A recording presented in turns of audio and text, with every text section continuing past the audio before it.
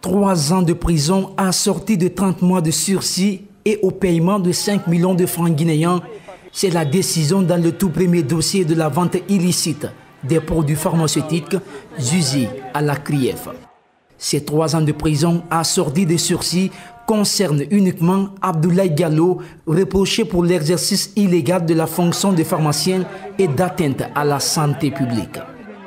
Maintenant, le cas de M. Abdoulaye Bari, véritable propriétaire de ces produits, a été condamné à 3 ans, 30 mois à sortir de sursis. Donc au jour d'aujourd'hui, ça nous reste 4 mois, 1 semaine à puiser en prison. Donc lui, il ne pourra pas rentrer aujourd'hui. Donc ils ont confisqué également ces produits-là et le président même a ordonné l'incinération de ces produits. Dans sa plaidoirie, l'avocat de la défense a clamé l'innocence de ses clients en application de l'article 544 du Code de procédure pénale. Une plaidoirie qui serait à l'avantage de Mamadou Taran Diallo, reproché pour des faits de complicité.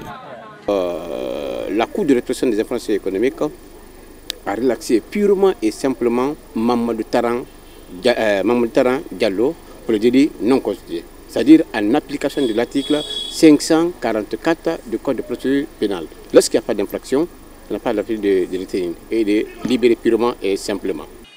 Dans sa décision, la Cour a ordonné l'incinération des produits pharmaceutiques et la remise du minibus qui a servi de moyen de transport des produits, mais aussi la remise du permis de conduire à Mamadou Taran Diallo, confisqué depuis 2 mois. Ils sont nombreux les citoyens qui subissent l'effet immédiat de la fermeture des pharmacies non agréées. Ils dénoncent notamment l'augmentation fantaisiste des prix des produits pharmaceutiques. Tout le monde ne peut pas avoir l'accès à la pharmacie parce qu'aujourd'hui, à 80% des Guinéens sont dans la pauvreté. Les pharmacies agréées là, vraiment n'ont pas d'avantage pour nous parce que c'est trop cher. Même ma femme hier, j'ai payé son médicament à la pharmacie à 80 000, ce que j'avais l'habitude de payer à 55 000. Par exemple, Diamicoron, c'était 100 000 que je suis habitué de les donner. Donc, il est parti là-bas aussi, on l'a dit que c'est 233 000. Nous avons rencontré un autre jeune, venu directement de Mamou, dans le but de se procurer des produits prescrits sur son ordonnance. Il nous raconte qu'il n'a pas pu trouver son médicament sur place. S'il s'agit d'acheter un produit à Mamou, il faut franchement venir à Conakry ou appeler tes parents à Conakry, d'acheter les produits, ou tu envoies l'ordonnance par WhatsApp, on achète les produits, on t'envoie. D'ici là, est-ce que le malade peut attendre ça? Non, le malade ne peut pas attendre ça. Pour vérifier ces informations, nous nous sommes rendus dans quelques pharmacies de la place et celle centrale de Guinée. Ici, le directeur général confirme la disponibilité des produits et dit que son service n'est pas l'organe de régulation des prix. Et la pharmacie centrale de Guinée est en charge, n'est-ce pas, de rendre disponibles les médicaments dans toutes ces structures-là.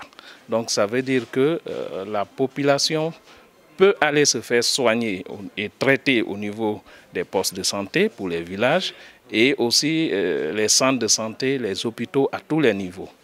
Et donc, concernant la problématique de prix, il faut comprendre qu'il y a une structure de prix, justement, qui a été élaborée par le ministère de la Santé et de l'Hygiène publique. Il faut toutefois noter que si dans les grandes agglomérations, l'accès aux pharmacies est plus ou moins facile, dans l'arrière-pays, c'est la croix et la bannière.